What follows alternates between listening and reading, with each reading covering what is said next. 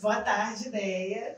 Queria que você falasse um pouco para a gente de como foi a pandemia para você, quais memórias te marcaram mais e, enfim, o que você quiser falar sobre essa época. Boa tarde. Então, eu como uma agente de saúde, né, foi bem difícil a pandemia e aprendemos também bastante. Apesar que na comunidade foi um pouquinho mais complicada, porque pelo fato do afastamento, as casas também são bem perto, né? Viela, predinhos, também que a estrutura é um pouco diferente, né? E a relação que eu tenho com os nossos pacientes, o agente comunitário, que não é tão conhecido, né? Ele tem um contato um pouco mais próximo do paciente, né? A gente tem a unidade que a gente trabalha, que leva as informações, o cuidado, né? Só que o paciente, a gente está na casa do paciente, né? Então a gente acaba sendo também parte da família. E nós temos essa questão também de estar muito perto, o contato físico, do pegar na mão, do abraçar, do ouvir, de estar muito perto, principalmente as pessoas idosas, né? É um grupo que, na verdade, meu coração salta, né? Porque nas casas, nos domicílios, pessoas assim, elas têm uma necessidade maior de escuta, uma necessidade maior do olho no olho, o contato, né? Então, pra gente também foi muito difícil, né? Tanto trazer também a questão da vacina, que foi muito rápido, pra gente poder explicar sobre a aprovação. Tinha muitas pessoas resistentes à vacina.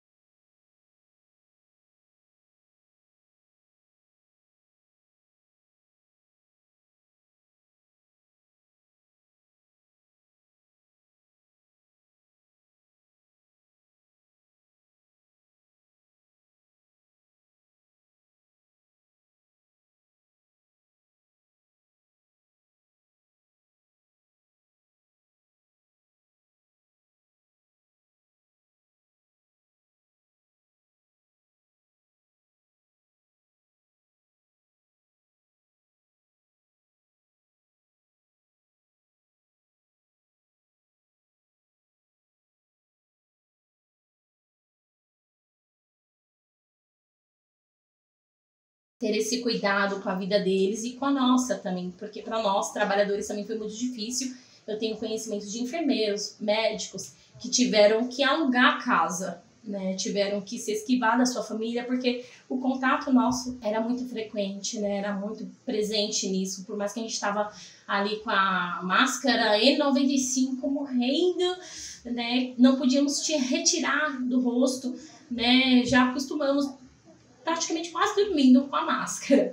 Na verdade, a marca já era notória no nosso rosto, né, dos médicos também, então foi muito complicado essa questão física, né, e a questão também psicológica, né? Então eu acho que esse impacto foi muito maior. E você teve dificuldade com equipamento para trabalhar naquele primeiro ano da pandemia, em que foi tudo um susto, né? Que começou tudo do nada.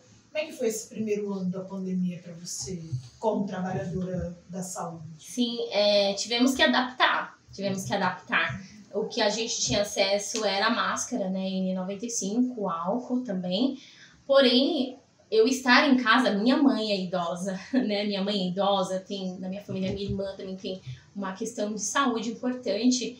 Então, o medo, às vezes, não era nem aderir à doença. A questão é na nossa cabeça, tipo, eu sou um meio. Posso ser um meio de transmissão, porque no mesmo momento você tá ali em cuidado e no mesmo momento você tá tendo um contato muito forte com a doença todos os dias, né? Então o vírus, a gente ficava prestando atenção, poxa, eu já lavei a mão, eu me higienizei, graças a Deus que o banheiro da minha casa é fora. Então eu já retirava todo o meu uniforme, eu tinha que ter isso na cabeça, repetindo várias vezes para pegar essa rotina, tinha que repetir, eu cheguei em casa, tenho que te retirar. O lisoforme foi muito presente, muito presente na nossa vida, né? Então era aquela loucura, da onde ninguém tem explicação de onde que vinha o Covid, e todo mundo ficava assim, na onde que eu peguei, com quem eu peguei, com quem eu estive, na onde que eu estava, né? Então tinha pessoas que conseguiam, né, se pegar e se cuidar e se afastar um pouco, mas da saúde não tinha como, não tinha um escritório fechado, o contato das pessoas com as pessoas eram frequentes, né? Então com a minha família foi muito complicado, porque quando eu peguei, né, eu senti aquela leve culpa. Eu acho que muitas pessoas sentiram isso e eu fiquei desesperada quando eu peguei, não por mim, né, tive faltou o paladar, né, e tudo, a febre, a fraqueza no corpo e tal, mas eu não me preocupei comigo. A minha preocupação foi quando chegou na minha casa, na minha mãe, nos meus irmãos, e aí você, no mesmo momento que você tá numa salvação, outras vidas, você tinha que se colocar em risco, literalmente, por outras vidas, né? E aí eu vi isso acontecer na minha casa. Todos praticamente pegaram o Covid-19 dentro de casa. Dentro de casa. A sua casa é uma casa que mora quantas pessoas? Como é que é essa relação cômodos versus pessoas? Como é que foi o isolamento? Então, foi complicado e chega a ser até engraçado, porque assim, são 4 cômodos, né? A minha vontade era dormir lá na cozinha, né? E tal, ou até fora, mas não dava, as condições não tinha como. Mas eu tentava o máximo fazer esse isolamento, né? E a vontade de abraçar, né, a minha senhora, né? E a vontade de dar uma bênção, não podia pegar na mão, então eu tinha que evitar, porque eu me sentia literalmente o vírus ambulante, né? Então, na saúde. Exatamente, então foi complicado. Quando isso ocorreu, eu senti aquela leve culpa. Eu acho que São quantas pessoas vivendo na sua casa? Hoje, já na época, já estávamos em 5 pessoas. E são 4 cômodos. Mas contando todos os cômodos. Exatamente. Então, e todo mundo trabalhou na época da pandemia na sua casa? Fora, só eu. Só você. O povo trabalhava mais em casa, ficava mais em casa. Exato. Então, realmente, a preocupação maior era mesmo sobre saúde. Exato. E teve algum treinamento especial para essa época da pandemia para os agentes de saúde? Recomendações que foram feitas para vocês? Então, a recomendação, né, quando a gente tinha a fala, a gente tinha um distanciamento um pouco, né, dos nossos pacientes. E nós perguntávamos, né, os sintomas das pessoas, os sintomas gripais, né? Então, por ali a gente tinha que ter mais ou menos a medida. Então, era o mais comum tive febre, não tô sentindo nada, não tô sentindo gosto de nada, né? Porque teve pessoas que realmente tocou o barco e se confundia, né, com a gripe comum. Então, foi muito complicado para colocar até na cabeça, assim, do paciente que ele deveria de fazer o teste, porque se ele não fizesse, o restante da casa seria a consequência da contaminação. Mas quando a pessoa sentiu os sintomas, ela procurava você. Você tinha que ir até a casa dela e falar diretamente com ela mesmo. Exatamente. Então, a ponte, antes dele chegar no posto de saúde, eram os agentes comunitários que estavam lá mesmo um pouquinho longe, né? E a gente estava repetindo, olha, o uso de máscara é importante, a cada 2 horas troca a máscara, é de tecido, tem que lavar corretamente, não adianta ficar o dia inteiro, vai ficar umedecido, lavar de mãos, né? Então, se a pessoa está suspeitando, tem que ter um pequeno isolamento, mesmo a casa assim um pouquinho apertada e tal, tentando estar num lugar um pouco mais arejado, né? Então, a gente tentava fazer essa adaptação conforme a casa da pessoa. Isso que eu ia perguntar, aqui na região, você acha que as casas estavam preparadas para esse tipo de isolamento, em termos de estrutura, tamanho?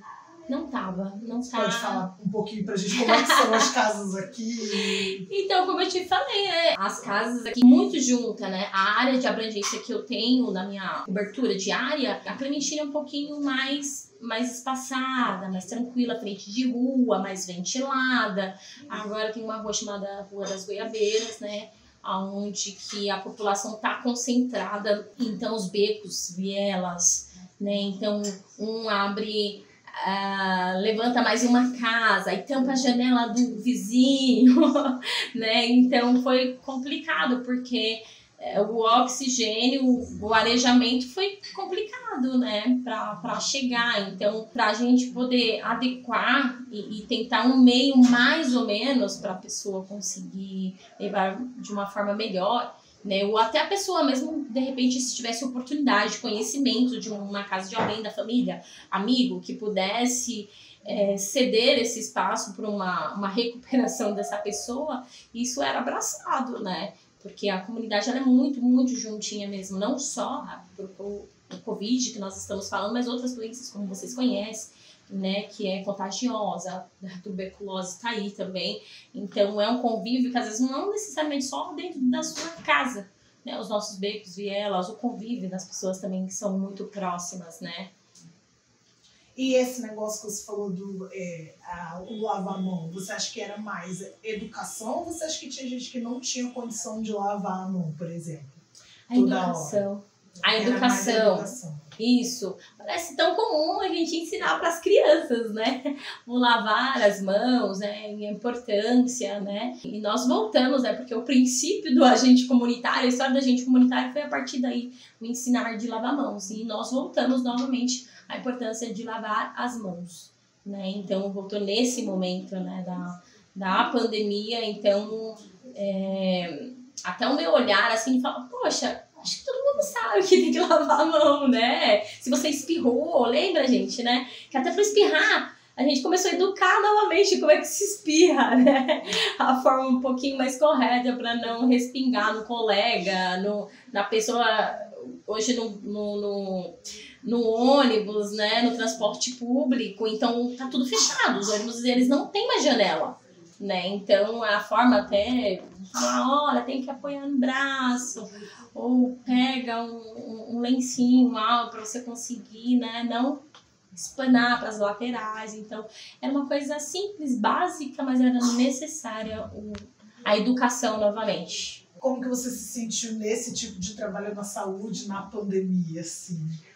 Olha, eu me senti, mesmo no momento, estava assustada, era literalmente uma guerra. Eu me senti no meio de uma guerra, né, e nós estávamos ali no meio como realmente a gente tinha que socorrer um lado e outro, um era orientação, um outro a família desesperada, e agora os hospitais estão superlotados, não deixa eu ver. Então a gente tinha que ser um pouquinho de psicóloga, um pouquinho de agente comunitário, um pouquinho de educador, um pouquinho de filho, né, porque estava ausente ali da família, um pouquinho de neto. Então a gente tinha que segurar um pouquinho de cada para poder tentar acalmar a população, porque deixou as pessoas muito assustadas, né? Então, como assim? Entubou e eu não posso ver minha filha, eu não posso ver meu esposo, como assim eu não posso entrar? Né? Então, foi bem, bem complicado, tiveram que abrir vários lugares, né, para poder receber essas pessoas. Onde que a gente mora aqui, eu não sei em outras localidades, mas no momento de hospital, mais perto para nós, que nos auxilia hoje, é o Bandeirantes e o Campo Limpo, e nós não temos tanta opção assim de hospital. Então a superlotação, ela chegou muito rápido, muito rápido. Assim que chegou o Covid, o boom estourou, encheu, superlotou, e teve que começar a mandar para outros hospitais, tendas, né? Então... E quais sequelas que você sente que duram até hoje da Covid nas pessoas que você acompanha? Mais ou menos quantas pessoas você acompanha e quais sequelas você sente que ficou dessa época? Sim, para mim e para muitas outras pessoas que eu conheço, foi a questão da memória. Hoje o caderninho para mim é muito importante no meu trabalho ou em alguma atividade, né, que eu faça. O caderninho e o celular para me colocar, né, o lembrete, ele é muito necessário. Onde eu tinha uma memória muito melhor, né, para poder lembrar, e eu confiava muito na minha memória. Hoje é uma coisa simples, vou te falar que a questão da igreja, eu canto, né, na igreja, e hoje eu não me sinto segura cantar assim a letra, né, e era algo que para mim era muito comum. Hoje mudou isso, né, para mim. Então a confiança na minha memória mudou bastante, né, então é algo que a gente está trabalhando para tentar ver se há recuperação para ela. No começo, que algumas pessoas me citaram sobre a memória, eu não tinha, né, achado que ia levar essa proporção de atingir, mas infelizmente na minha parte foi o que eu me queixo bastante hoje. E as mulheres se queixaram bastante de perca de fios de cabelo, de uma alopécia, né, e bateram de novo na questão de memória. Foi a maior queixa, sim, foi a memória. E você pensa por que a memória das pessoas ficou afetada? Você acha que é uma sequela do Covid ou você pensa outras coisas? Quando eu peguei o Covid, eu não tinha conseguido tomar ainda a minha primeira dose, né, da vacina. Eu tive o Covid, então se caso, né, houvesse, tivesse tomado a vacina, seria alguma questão que a gente poderia pensar mesmo sendo da saúde, né? Muita gente hoje tem várias opiniões, né? Uns são muito a favor, né, que conseguiu dar uma segurada nessa pandemia, outros critica, né, a vacina. Então seria algo talvez a se pensar, se caso eu tivesse tomado a vacina, poderia surgir um ponto de interrogação? Poderia, mas eu não tinha tomado a vacina ainda e eu tive essa sequela. Porque tem pessoas que acham que foi por causa da vacina? As pessoas acham que a vacina fazia o quê?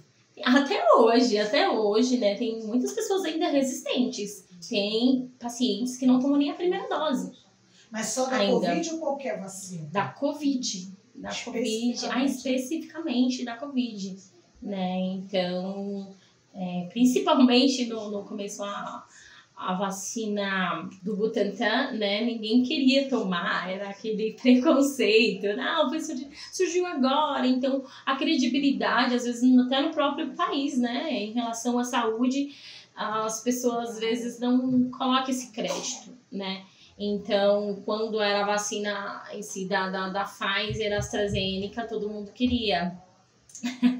Queria porque era importada, mesmo se falasse que era muito rápido a feitoria da vacina, né? Mas quando falou que era do Brasil, do Butantan, infelizmente as pessoas ficaram muito resistentes. E aí depois o jogo virou, né? E aí todo mundo, não, agora quero da vacina do Butantan e tal. E aí as pessoas começaram a aderir. Mas foi um trabalho de formiga, sim, e no mesmo tempo emergência, né? Mas hoje, infelizmente, ainda tem pessoas que são super resistentes à vacina do Covid. E de onde você acha que vem essa resistência das pessoas à vacina? E por que a vacina do Covid e não as outras? Por que as pessoas ficaram com tanta desconfiança da vacina da Covid? Então, eu acho que pelo fato do tempo, né?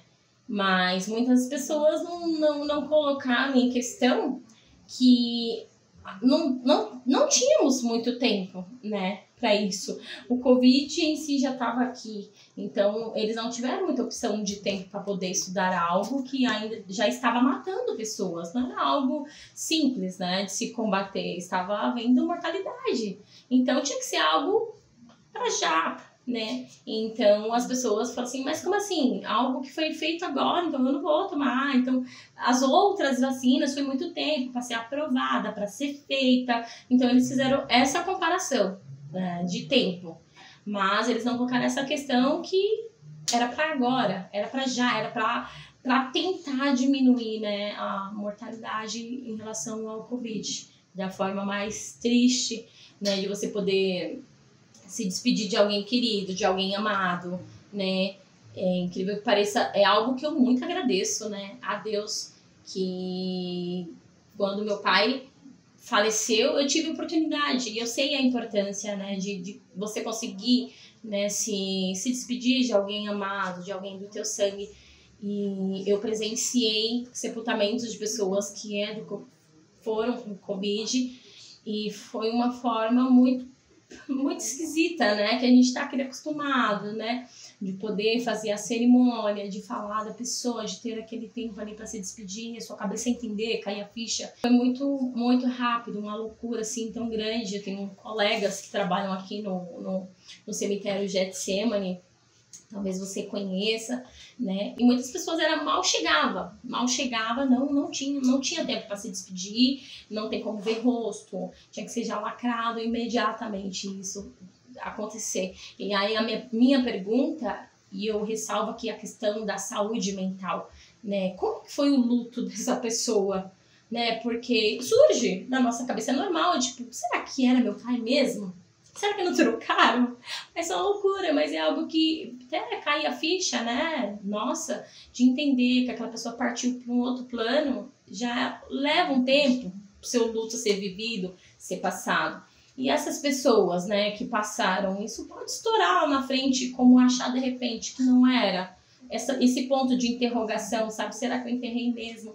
Né, a minha pessoa amada, a pessoa, né, o meu pai, a minha mãe, então é bem complicado. Teve bastante prejuízos maiores, eu acho que além da memória, né, tudo, eu acho que está incluindo mais ainda na cabeça, né, tanto memória como a questão de saúde mental. Eu acho que isso vai respingar por muito tempo ainda, muito tempo. O que você percebe que as pessoas ficaram um pouco abaladas na saúde mental por causa da pandemia, assim, não sei se tem pacientes específicos que te chamam a atenção em relação a essa coisa do saúde mental? Sim, então as pessoas, eu acho que já começou o ponto de que o afastamento físico, né?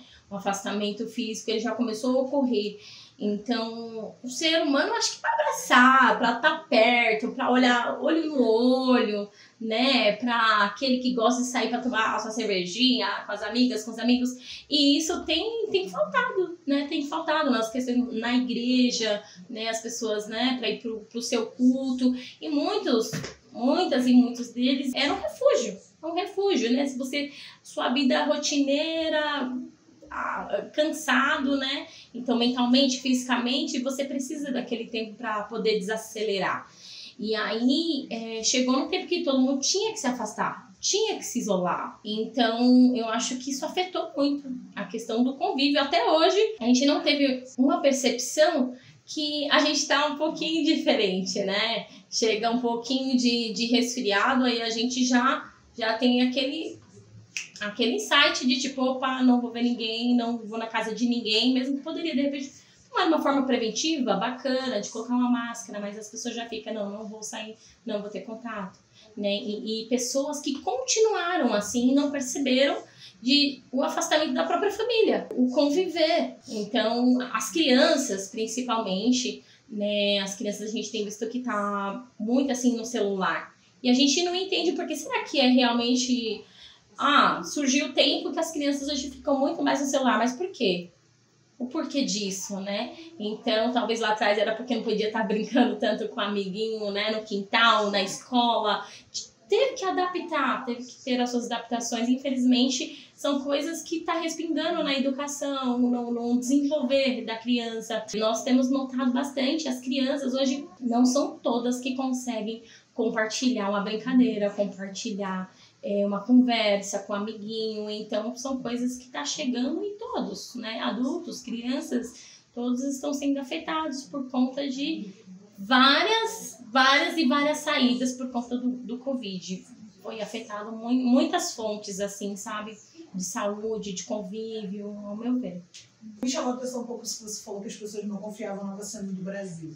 Você acha que as pessoas não estavam confiando no Brasil nessa época? Ou o que você pensa disso, das pessoas não estarem confiando na vacina brasileira, mas estar confiando na que vinha de fora? Eu acho que em relação a isso é até um pouco polêmico, né? Porque em muitas coisas, né? O povo brasileiro, acho que não tem dimensão, literalmente, como o nosso Brasil ele é rico, riquíssimo, de muita coisa boa, né? Uma das coisas, né, além da saúde que a gente fala, que é o programa da estratégia da família, né, que é muito desconhecido ainda, né, infelizmente, mas eu creio que vamos ter um tempo assim diferente de todo mundo entender o que é um médico da família, né, que o que a enfermagem pode atender a pessoa, pode acompanhar a tua saúde, mas tem outras questões além, né, da saúde, a questão da roupa de marca, tudo lá fora, às vezes o nosso olhar brilha, né, fora do Brasil, e às vezes a gente tem tanta beleza no Brasil, né? Como pessoas, lugares, né? Objetos, coisas muito gostosas. Interior de São Paulo, às vezes a pessoa só pensa muito lá fora, né? E o nosso Brasil é rico de muita coisa. Comida boa, pessoa boa, né? Então, é muito rápido esse olhar das pessoas. É fácil valorizar o que é de fora e não ver o que é de casa, sabe? E assim, acho que também... encaminhando um pouco pro final, como você acha que teria sido se não tivesse SUS? Uau, aí... Olha, é algo que eu sempre falo assim, algo de rotina, acho que da minha vida, de falar. Se eu tivesse SUS, né, um olhar, quando a gente olha os Estados Unidos, né, muito bacana, um lugar, né, muito evoluído para frente. E é um dos exemplos que a gente pode mostrar, né? Que no caso de não ter o SUS, então a gente sempre fala que para você ter um atendimento, é pago, né? É pago. O hospital é pago. Para você chamar uma ambulância, é pago, né? Então tem tudo isso, né? E as pessoas têm aqui no Brasil, têm um acesso ao SUS, né? E às vezes não dão valor e não sabe e não procura também saber dos seus direitos, né, de contribuições e algo direito como ser humano, como idoso, como gestante, direito da gestante, direito do idoso, direito das crianças, e às vezes nós se pega na mordomia de não procurar saber, né, então tem bastante coisas bacanas, né, pelo SUS, esse tratamento mesmo da estratégia, vamos puxar aí a estrelinha para a estratégia, que aonde que você vai ter um médico que vai na sua casa, né, do SUS, aonde que você vai ter um atendimento, né, se você tem aquela dificuldade, dependendo do seu pai ou sua mãe tem uma questão de mobilidade, uma questão física, você vai ter o acesso ao psicólogo, um psiquiatra, um enfermeiro de fazer aquele curativo na sua casa. Eu sei que tudo na vida não vai ser perfeito. Vai ter coisas no SUS, obviamente, gente. Vamos ser sinceros que você vai passar raiva, né? Que vai ter que esperar, que você vai ter que insistir, que você vai ter que ir atrás. Tem coisa... Não é perfeito. A gente, vamos ser o verbo rasgado aqui. Muita coisa que a gente ainda tem que lutar, né? Mas o que nós temos hoje já é muito rico, né? Já é muito rico e tem que ser aproveitado. A saúde preventiva, a saúde ativa tem que ser aproveitado. O SUS está aí para todos, né? E tem alguma última coisa que você queira dizer? Alguma coisa que tenha te marcado muito que você ainda queira compartilhar? Olha, o que eu deixo aqui para vocês é que ame hoje, né? Acima de tudo, ame hoje. Então, não é tarde para você retomar o abraço, retomar o convívio, porque isso é saúde. Isso é saúde. E o Covid, ele retirou, é algo que foi retirado da gente. Então, retome o que é seu. Retome sua família, retome o seu lugar, retome o seu amor, retome sua saúde, retome tudo que é de bom para você viver, porque a vida é uma só. Por mais que a gente seja gata, por mais que a gente seja gato, nós não temos 7 vidas, nós temos uma. Então, viva! É isso aí. Obrigada, beijo.